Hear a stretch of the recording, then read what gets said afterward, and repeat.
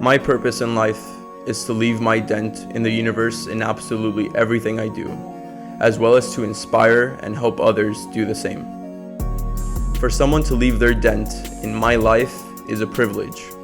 For me to leave my dent in someone else's life is an honor. But to inspire and help others leave their own dent in the universe is an indescribable feeling. I plan on doing this through this podcast by celebrating my guests and inspiring my listeners, all while leaving my own dent in the universe and helping others do the same. My name is Fer Andrade, and this is Denting.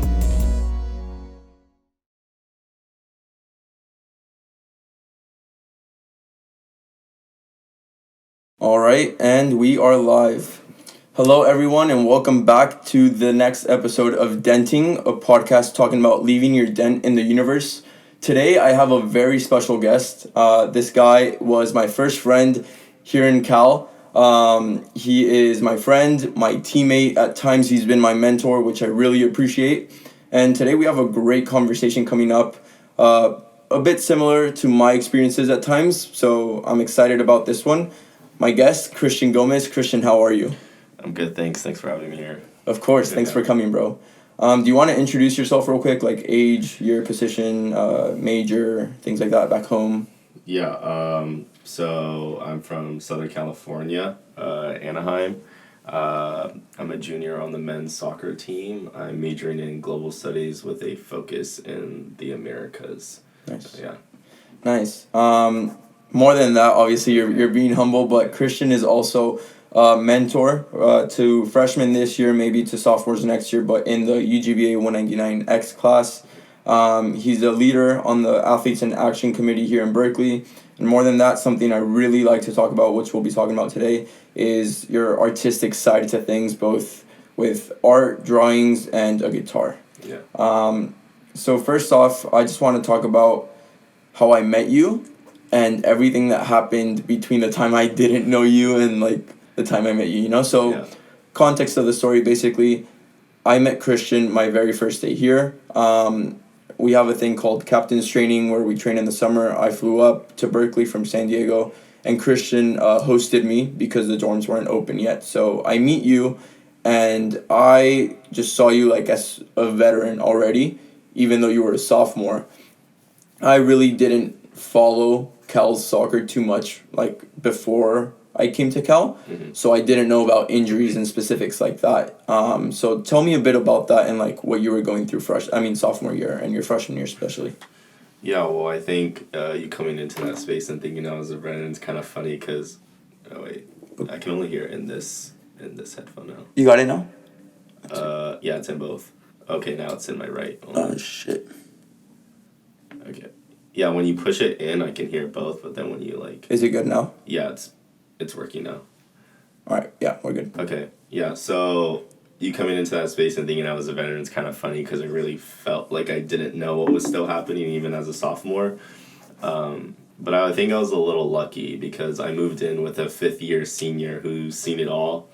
And I would always ask him questions, you know, like he was a guy I would go to at the time for anything. His name is Noah Texter. He's a goalie. He graduated about a year ago, something around that time.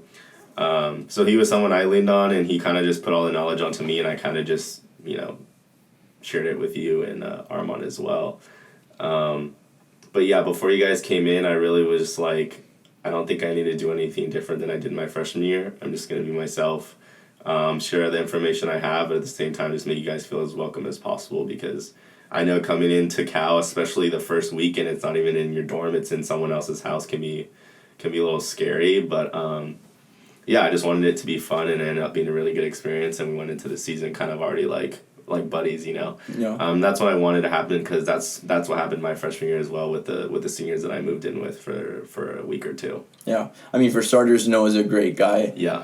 If he's watching this, I hope you're well, Noah. Yeah, shout out Noah. Shout out Noah. Yeah, he's a great guy, and even for me, like, he was helpful those 2 weeks and the rest of the season. Yeah. So, obviously, like, I see you as a veteran. You're talking about going through the same thing as freshman year. Yeah. Let's give a bit of context for people that don't know. So, in high school, what was your situation, things like that?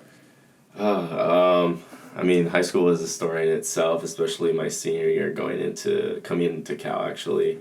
So senior year, I was kind of like firing on all cylinders, you could say, doing well in school, and in academy, I was playing for Patty Doyle's academy team at the time for my senior year, and I felt like I was on top of the world, playing well, scoring goals. I felt comfortable in school, just really finishing my senior year and getting ready to go to Cal, and I think everything came to like it just all kind of crashed. The last two months of school. My brother passed away.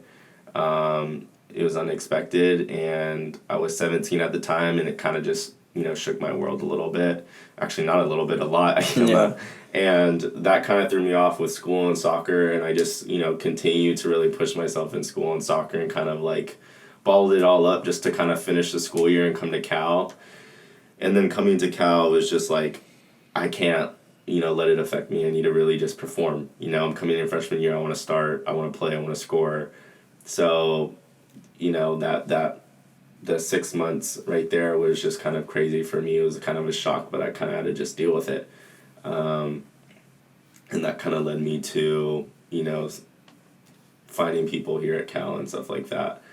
But yeah. Would you say you like bottled it all up and dug your feelings to the point that it affected you later? Yeah, well, I think, multiple things happened to me, within those 6 months. It was like my brother passed away, and I think the transition again from high school to college can be a shock. Yeah. It wasn't necessarily being away from family, because I did that a lot in academy, and I've traveled with El Salvador's national team, with my academy team for years. But I think it was just kind of like being in that academic space, it's very intense, but also, with guys who are a lot older than me with a lot of experience. And then on top of that, I got injured. What was it, like my third game here at Cal? Yep. And that again just, was another setback. I was out for another year. So all of these things kind of happening, I just kind of put the thing on me. It was like, why always me? That was a question I asked myself my first year, and I really didn't know the resources I had, and I also wasn't necessarily confident in kind of reaching out to other people. Okay. Yeah. So that talk a bit about that, why always me, like in your head, again, just for context for people, you're at a high your senior year, which I can relate to personally. Yeah. You were traveling with the national team for El Salvador, and everything's going well. Those last 2 months are obviously hard for you personally. Yeah. You come in after a big family moment, obviously, and you get injured, and it's not a light injury. It's hard. Mm-hmm. It's for a long time. So yeah. In that moment, you come into college and your season already ended before it even starts, really, because it was preseason. Yeah. What did you do with that why always me question? How did you answer it? Well, I guess I can just start off with like why I even thought that, and I think the biggest thing is I feel like I always worked nonstop, even getting to Cal. And I have friends, teammates, my family can really vouch for me in terms of I was working nonstop. I would try to train 2 to 3 times a day. I'd go to my local high school in the morning, go get some shots in. I'd come home, literally, lift some weights, and then later in the afternoon go for a run. And it was nonstop over and over again. And then especially going into college, I'm like, I need to be physically prepared to play against guys that are a couple years older than me, because I've only done that a couple times, and I didn't know what college soccer was like, because similar to other people, like, you don't really follow it as much. You're following like these really big leagues, and that's all you're paying attention to. So I was just nervous. I'm not gonna lie, the nerves got to me, so I worked overtime to be prepared. So then when I got injured, when I broke my fibula and tore a few ligaments in my ankle, I was just thinking, why always me? And I think it was just it was a summary of how I was feeling over the 6 months. That was a phrase that came out of it. I just felt like a lot of things were happening, not going my way. I wasn't happy at the time. And I was like, okay, great. Like, here I am, freshman year, just kind of suffering. And then that's where the question came, why always me?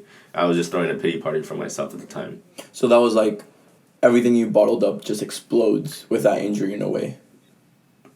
Pretty much, yeah. I think after that injury, there were like a few weeks after that injury, I got injured. I was like pretty much kind of depressed about it. I think depressed about my leg, and then on top of that, my like just losing my brother, and then just being stressed out with school like everyone else is. I just felt defeated, and that's the phrase that came out of it. Yeah.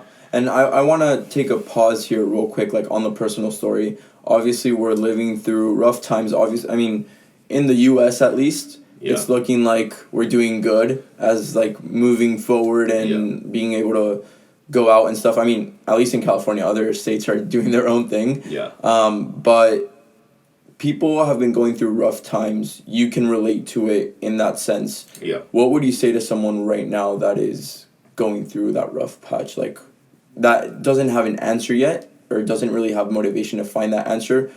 What was going through your mind, really? Yeah, I think the advice I would give is try not to think too much of coming to the final destination, because it might seem that like I have it together and I really am not at my final destination, but I think it's just kind of leaning on the people that are there for you, you know, using the resources that are around you to help you explore options and to get to some kind of goal. You know, I don't know what everyone's end goal is, but you can set goals in increments and kind of work towards that, whether that's spiritual, emotional, physical, or an academic. It really doesn't matter. It's just break it down to its simplest form and just try to be around a good community. And that's what I had. I had my family, I had friends, and I reached out to just other people at Cal that could just help me, you know, understand my situation and just kind of create a positive environment to like really grow as a person, not even as an athlete or a student, just as a person. And I think that's what I needed, you know, coming in at 18 years old. So, yeah, that's something I really want to talk about there, the growth as a person. In a way, at least for me, soccer is my life, you know? Like, there's more to my life, yes, but it means the world to me. Yeah. So when you take soccer away, like the pandemic did, or like other things do, that makes you grow in other areas. So that freshman year, what did you do to know yourself and grow, you know? Yeah, it was just a really interesting point in my life because, again, similar to you, soccer was my life. That's all I did, you know, and even starting in like middle school all the way to high school, you really miss out on a lot of opportunities because that's all you're invested in. And honestly, I don't regret any of that. I'm glad I did that. So coming to Cal, not only was like I need to adjust to, you know, the athletic space, I need to adjust to the social space. You know, I've never, you know, done a lot of things with like other groups of people, you know, spent a lot of time with people. Like I just had to get used to making these different kind of friendships. So during that time that I was injured, I had to look for other things that would bring me joy, and then I think that's where I really discovered some of my best friends, you know, started experiencing things outside of soccer, whether it was like going to a football game with a couple friends. Like I never really did that in high school, maybe one or twice, but it was kind of like rushed because of practice or something like that. So something as simple as just making more time for people and getting to know them was something I found joy in. And then also in that's when I started to pick up drawing again. Okay. I used to draw a lot when I was a kid for fun, but obviously with soccer and stuff in school, you just kind of like push your hobbies to the side and you're like, this is all I'm going to do. But in my free time in my dorm, you know, I'm sitting with my leg up. I'm like, might as well just like do something. So I started drawing again. I would try poetry, wasn't that great at it, but I started to draw, and I think that's where I kind of like picked it up again and started exploring different options with that. Yeah, going back to the point about using the resources and stuff for starters, I think one of my personal realizations, I mean right now it's 2021, but in 2020 was that the first step to finding a solution is recognizing that there's a problem. Like acknowledging that problem is always the first step, you know? Exactly. And I think that for many people, just the only advice I could give, like you did, is help won't come to you unless you look for it. Like it's not going to randomly pop up. You need to want it in a way, you know? And I think it's cool to be learning. Like I didn't know that about you starting to draw then. I thought it was a lifelong thing. Mm-hmm. So you find help, you're doing well, and you start expressing yourself a bit more. I mean, you mentioned poetry, but drawing is really your thing. I remember a very similar notebook like this that you have, and you would show me your drawings, and you had all sorts of things. Yeah. What inspires you, or how do those expressions help you just like release everything, you know? Yeah, well, I think just to give some context to like the artistic side of kind of like my life, my dad was a tattoo artist, Okay. you know, way back when. My dad's tatted up and everything, so immediately I was just kind of drawn to art. And then I would see my dad sketch, you know, realism, like that was his kind of forte. And I got kind of into that at the time as a kid. Like I was obsessed with animals, so I used to just draw animals. I had like tons of books, and that's all I worked on. That's what I did in my free time. But then in high school, I kind of, you know, did it a little bit. Not really. It was just kind of like for fun to kind of flex. You know, like, oh, look, I can draw everyone. But I didn't really do it as like an outlet anymore. It was just kind of like whatever. But then in college, you know, freshman year, I think I was just kind of inspired by like trying to do abstract things that were really expressing how I felt. And sometimes it was dark, sometimes it was really happy, sometimes it was just realism. And I think that just has to do a lot with like my fascination with tattoos, I think with storytelling, with emotions, with my friends. I was just really inspired by everything around me, and that's why like if you look at my art, it's like you can see something that's completely random, it's just shapes, and then other times it's like a realistic picture of an object. And I think that just kind of fluctuates with my mood, and of course during that time that's how I was feeling. You know, my moods were fluctuating. Some days I felt great, some days I felt like I was in the hole, like what am I doing with myself, like why am I not playing, like why am I not even being able to walk, or why am I not doing well in school? Like I'm sitting here doing therapy, I'm sitting here studying, and I'm just not getting the results. And that kind of showed through my art. That's nice. It's nice to express yourself that way. For me, it's like writing. I just write and write and write, and it helps me that way. But I mean, I've seen your drawings, and they're incredible. Mm-hmm. And like we were saying, I think that you're a substitute for soccer in a way, because in soccer we get to express ourselves, whatever our unique way may be. But from what you're saying, it's you get to express yourself in a different way now. Yeah. You start coming back. Now you have two different ways of expressing yourself. Yeah. Do you let go of one? Do you keep both? Does it complement each other? I think I went back to the old habit of kind of pushing art away a little bit in that sense, because I was so focused on doing well in soccer that I made it an obsession again. And that wasn't necessarily healthy. You know, I wasn't in a great place in like my mind at the time. I was still growing. I was still learning about myself. Even when I was able to jog and start kicking the ball a little bit, all I thought about was soccer, and I couldn't let go of that. So art was pushed to the side, and it was, you know, seeing the trainer, coming to the field, watching film, playing FIFA, you know, like it was just, every little moment was dedicated towards that, and I didn't let my mind rest. I didn't let myself enjoy the other things that I've gained in my life from that injury. So there was like a couple months after I was able to kind of like start doing more in rehab where I was still struggling, even though I was improving. Yeah. For context, you got injured in August of 2018? Yeah, August 2018. And you were jogging when? That was probably like, it's going to be a very rough estimate. I'm probably not right, but I would say like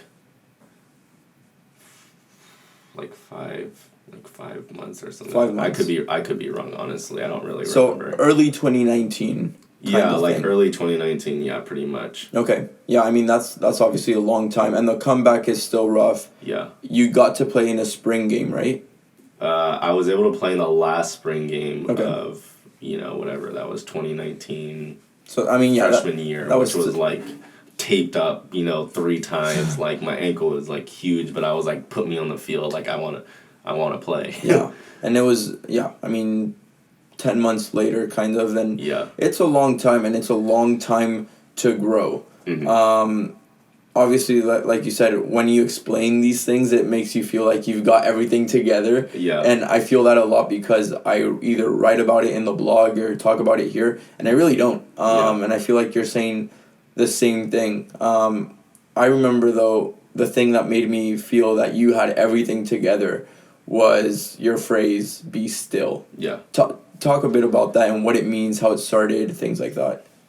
Yeah, so be still. Where do I start? Well, I think a lot of it has to do with the religious aspect. I grew up in a Christian household, went to church with my family on Sundays, and, my family was always kind of preaching, like, put God first, and thank Him for the abilities that we have and everything that He's kind of provided for us, So it all kind of was sparked by, again, like the trauma I went through, and I felt like I had no control. I had no control of my life, no control of the situation. I had no control of elements that I can't control, So I was dealing with that at the time, and of course, I think that drew me closer to God. Okay. Like with my faith, it sparked a new flame in my my relationship with God. You're good. And I don't think I've mentioned this, but when I got injured and everything, I was like pissed off at God. And I've been very open about this with my AIA group, core team, even with you as well, is I got injured and I was like pissed off. I'm like, I grew up my whole life in believing in God and, praying and, being in a community that is kind of preach, in faith. Yeah. And the fact that like I got injured, I felt like God kind of stabbed me in the back, and I feel like it's really messed up to say, but that's how I felt at the time, because I was so invested and I really believed. So there was like during that whole time of my injury, before the spring of 2019, I didn't want to go to church. I didn't want to hear anything about God. I didn't want to read anything. I was just so like, I felt like I had such a real relationship with God and He let me down. Yeah. And that was the wrong way to look at it. And I was like disappointed. So then rolling into the spring, I kind of met Jonathan Newman. Yeah. And he was like, hey, you should come to AIA. And I remember my roommate JJ told me to do it as well. And I was like, you know what, I'll just go. And then I went in and I got closer with Jonathan. I got closer with everyone in the kind of the community. I met Brooke, like one of the head people of AIA. And then after that, I just felt rejuvenated. I think I needed that unexpected, like, tug into that community again. And that's when I just kind of got back into the Word of God. And I talked to my mom about this as well. And actually, my mom got this tattoo, which was Be Still. And I don't remember exactly which Bible verse it was, but mine was drawn from 2. It was Mark 4 verses, I think, 39 through 41, and Psalm 46 verses 5 through 11. Okay. I could be wrong, but I think, but pretty much it, like, the gist of it was, there's going to be chaos, and you just have to, remain faithful, believe in God and believe that He controls everything, and you just, have to believe in Him. And that kind of resonated with me. Of course, there's like a background, a story for each of those phrases. And my mom got a tattoo that said Be Still, and I thought that was like really cool.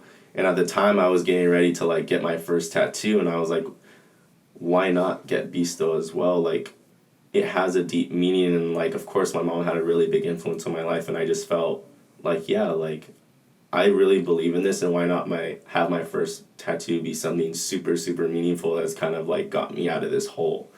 And that's why I got my first tattoo right here. It says Be Still. Yeah, super, super small, but I was like, you know what? I want something to carry with me so that, throughout my entire life, I can look at it. I remember, like, the exact feeling that I felt my freshman year, feeling beaten up, kind of, and then feeling rejuvenated. And then I got this tattoo, and I don't remember. I think it was right after I got baptized as well. So it was just a really, like, I felt like, I don't know, I just had a new life. Explain that real quick. So you grew up in a Christian household, but you weren't baptized. Yeah, I wasn't baptized, and that was on purpose. Like, my parents wanted me to get my mom wanted me to get baptized when I was a little bit younger, I think. I think she expected it from me. And I told my mom in high school as well. I think it was like my senior year, because my younger sister got baptized, I think, my senior year or junior year. Okay. And I told her I don't want to do it yet. I want to hold it off. And I think my mom got a little emotional, and she thought, like, she did something wrong, raising me, or whether it was like her helping me grow in my faith. And I'm like, it has nothing to do with you, Mom. I just don't feel like I'm ready yet in my relationship with God. And I think that was the right thing to do, because I felt like I wasn't ready until after I went through that trauma, and I went through that phase of reflecting on myself, and realizing that like I still have to have faith and like believe in Him, and I know that God loves me no matter what. And I think after that injury and everything, it was like time for me to step up and really reconnect with Him again. Yeah, and I mean, I think that's cool. Obviously, it really, like religion, it depends on every culture and things like that. Exactly. So personally for me, you are born and you're baptized literally like a month later or something. So I think it's cool to take the own decision, like the personal decision that way. It was just more for context, but I think that's cool. I mean, another thing, we've talked about it a bit already, but I wanted to talk about the tattoos. For starters, I didn't know like you were just shown tattoos from a young age, because like you mentioned, your dad was an artist. And I just think, like, personally, I don't think I would get a tattoo. Obviously, this is getting recorded, and maybe in many years to come, people can show me this and say, you said this. But I even though I personally don't think I would get one, I think yours are pretty cool. Besides Be Still, like the art, I remember you were telling me like, oh look, like I'm doing these drawings, and I'm like, you designed your own tattoo, and I think that's special. So in that sense, do you think the tattoos are like, how do they serve you as a reminder of your expressions or that process you were going through at the time, like you were saying for Be Still and the other one? I guess I could let me think, how am I gonna phrase this? So pretty much I've always been fascinated with tattoos. I'm gonna be completely honest. I don't think every tattoo I'm gonna get is gonna have a super deep meaning, because again, I just love art. I am obsessed with it. Some things just really look really cool, and I'm like, that would look sick on my skin. To be completely honest. But right now, the first 3 tattoos I have, maybe I'll just give you a breakdown, are super meaningful to me. So I have Be Still. I kind of gave you context to that. Then I have a single line drawing, which is my older brother who passed away, and I was like, I need to carry my brother with me everywhere I go. And like, what better way to have a reminder of him or a piece of him with me than his face? And of course I talked to you about abstract art, realism, stuff like that. And I'm like, at this time I was just really, and I still am really into single line drawings. So I started putting something together by myself. I did multiple drafts and I couldn't get it right. This is not my area of expertise. So I mass DM'd like 10, 15 different artists around the world that do single line drawings. And I found this lady, and I gave her some of my sketches, some photo references for her to work on as well. And we kind of worked together and came up with this final design that I got tattooed on me, I think, sophomore year spring. Sophomore year spring. So it's been a while ago. And then I got this third tattoo. It says Sonder. Pretty much means like the realization that other people around you live a life just as complex as yours. And I think that has a lot to do with me coming to Cal and getting to know my peers and being there for them and really listening, being more engaged. Now that soccer was taken away from me, I feel like I can become more human in a sense, not just an athlete, be human, connect more.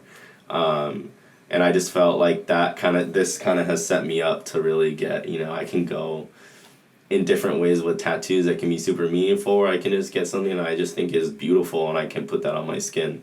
So I think it's a balance between, art, just like something with real meaning, something that is just super artistic, like almost like going to museums. Some people have pieces where they just are expressing themselves, and then other times it has a really, really, really deep meaning, and it can be kind of like both ways, and I kind of see my skin as that. That's amazing. Honestly, asking that question, I was not expecting those answers. I was aiming more for the expression and artistic side. I didn't know, I really like your second tattoo, and I did not know that was your brother. I look at it and it's like, wow, that is pretty special. So even the deeper meaning behind it, I mean, it's beautiful, you know. With that being said, with those expressions and what you're saying about being more than an athlete, just being off the field, normal, well, not, I wouldn't say normal person, but just like growing as a person. Yeah. Going back to where you were freshman year, what do you think any of this is happening without the injury? Like, do you think the injury was a blessing in disguise in a way? Oh, it definitely was. I think if the injury didn't happen to me, I'd still be. Not that I'm saying like I'm not still obsessed with soccer, but I realize that there's just more to me. Like you can train your whole life, but soccer's not going to be there when you're old. You need to have a foundation to just be happy because you've experienced it. Every athlete has experienced it. You miss your shot, you lose a game, you get knocked out of whatever it is. Like, you're going to have setbacks and you're going to feel like crap. Yeah. What can you turn to really, like, center yourself to, carry on throughout your life, to go to class and be happy, to, like, go out to dinner with your friends and still be happy. Because if all you focus on is your sport, you're going to be miserable, Yeah. because you're literally depending on results for your happiness. And I think that's where a lot of us just kind of lose ourselves. So I think it was a blessing in disguise, and I needed it to happen to me now than later in life. Yeah. Whether I'm pro or even in like a professional setting in another, I don't know, area. Yeah. If I have a setback and that knocks me out, I'm going to be like 30 years old, mid-20s, or even later in my life where I'm just really struggling. I was like, I'm glad I struggled when I was younger because I feel like it forced me to mature a little bit more.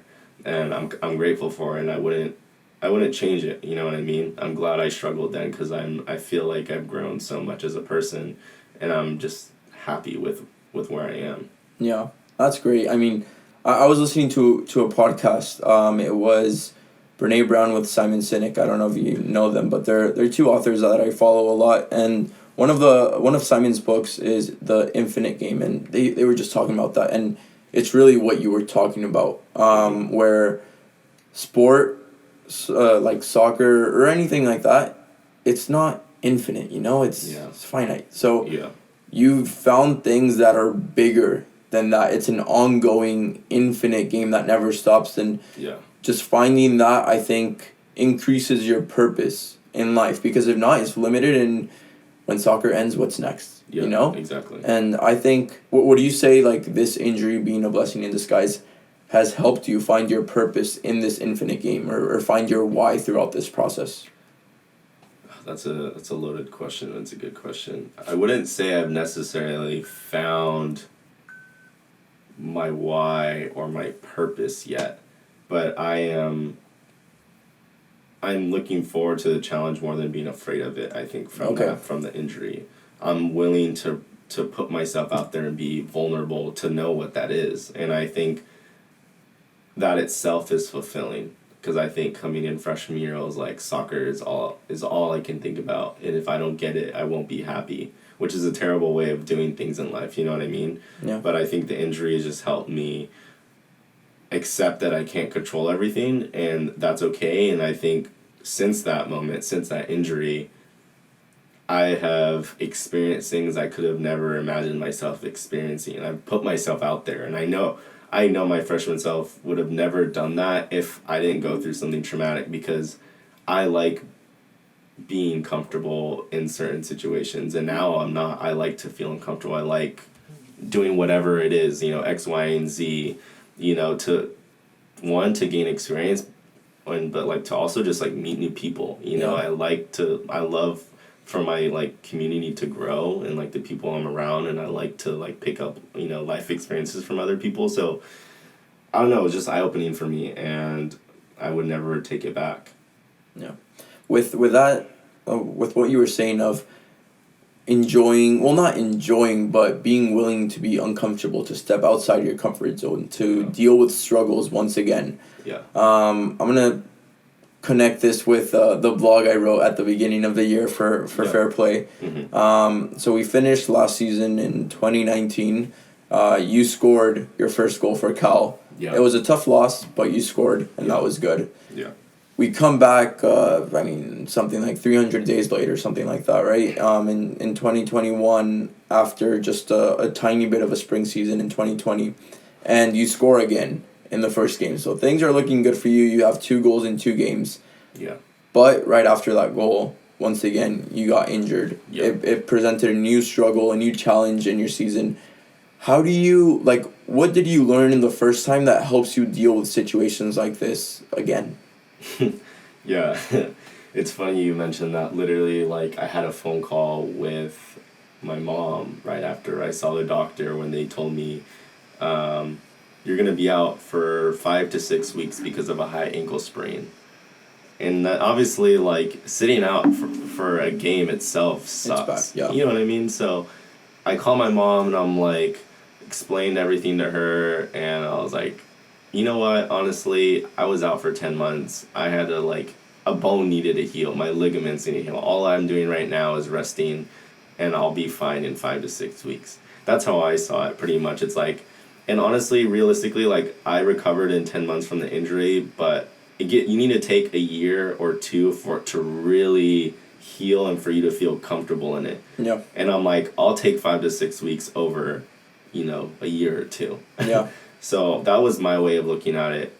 And I've kind of just had the same motto as always, is just, like, working in silence. You know what I mean? Like, do stuff when other people aren't watching. And I've done that since day one. And I did that when I injured myself the first time. And I've been doing it to this exact day, even with days off. It's like ankle recovery by myself, core stuff, like literally anything to be prepared so when my moment comes, I'm healthy. Yeah. So obviously it's a setback, and I've been frustrated this semester. I'm not gonna lie and be like, oh, I don't really care. I cared, and I had some moments where I felt emotional, and I felt like, man, like, I'm missing out another season. Like, realistically, I've only had 2 semesters of soccer here at Cal, and I've been here for 3 years.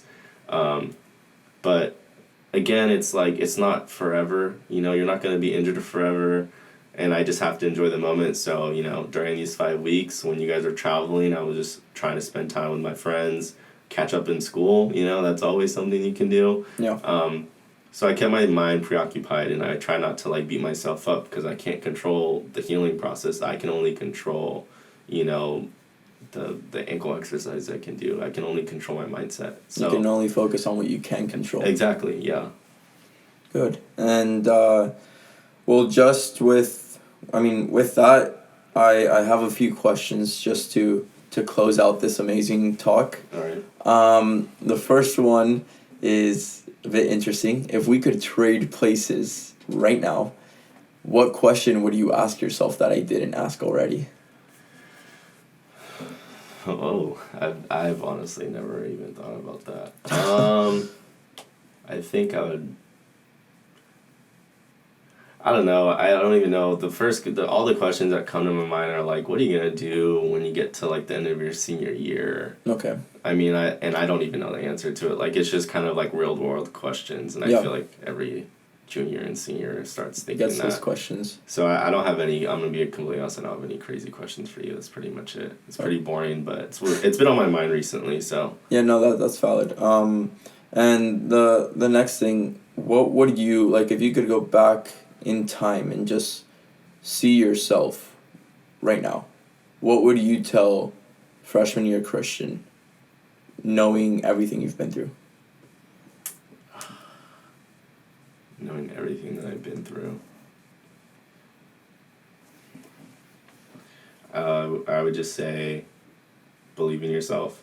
I think, yeah, I think that's it. I think you just need to be your biggest fan all the time, and that whether that's school, soccer, in the workspace, like workforce or whatever it is, like, if you don't believe in yourself, who is? Whether that's recovering or when you're successful, you need to trust in yourself and your abilities, and that comes with preparation. But obviously, like, I would just tell myself, believe in yourself, and I think with that, freshman year Christian would have the confidence to find help, to work hard every day to try to recover from an injury, like, all of those things, have the confidence to just meet more people, stuff like that, I think is pretty much it. Nothing crazy, Yeah.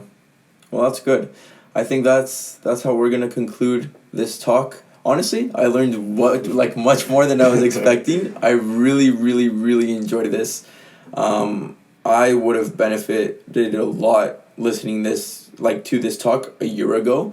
I didn't know you went through all of that, and I personally went through some things that we'll talk about off podcast, and someday we'll talk about it on the podcast. Yeah. But it was definitely very thankful. I appreciate you, and like in everything you've been for me, a friend, a teammate, a mentor, for coming on to the show, for helping out. Soon there will be a cover. Yeah. And just for being willing to share your personal story. I really appreciate this. I'm sure a lot of people will benefit from this, going through rough times, and I'm excited to see what's in store for you, because like you said, like just believing in yourself. And I think the key takeaway for me is staying ready for the moment that comes, like you were talking about. I'm sure it's going to come. Yeah. So whenever that does come, I'm excited to see what you'll do with it. Thank you. Yeah. Thanks for having me. I mean, it's a great opportunity to kind of talk to someone like you, like you have just as the same amount of information as I do. It's always a learning experience to talk to you, and you taught me a lot my sophomore year, and you're still teaching me. So it's just good to have a friend, that I can kind of lean on and, have this conversation with. And it doesn't even have to be on a podcast. Exactly. We have these kind of conversations all the time. So it's nothing crazy. So yeah, just thanks for having me. Thank you. And real quick before we sign off, if anybody wants to look you up or see what you're up to, how can they find you on social media? Follow me on Instagram or Twitter. And I'm sure you can probably just add that. Yeah. I'll just show them in the video, and I'll put the links in the descriptions. Yeah. For sure. Perfect. Thank you so much, bro. This will go up pretty soon, and we'll keep you posted. That's it for today. Thank you. Thank you so much for listening to today's episode. Make sure to subscribe to my podcast and follow me on my personal social media accounts for more, all at Fer Andraez. All links are in the description. If this episode inspired you in any way, please help me out by sharing it with a friend to help them leave their dent in the universe as well. That's it for today. I'll see you all next time.